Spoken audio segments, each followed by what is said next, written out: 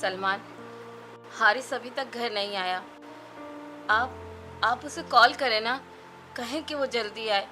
मुझे फिक्र हो रही है उसकी। ये उम्र ही ऐसी है, कभी कभी दोस्तों के साथ देर हो ही जाती है।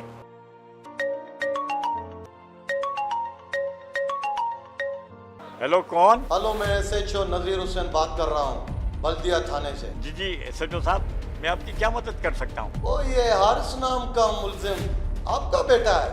एसएचओ साहब, हारिस मेरा ही बेटा है, लेकिन वो मुल्जिम नहीं। ओ, ये कौन मुल्जिम है और कौन नहीं, क्या ये मुझे पहले तुमसे पूछना पड़ेगा?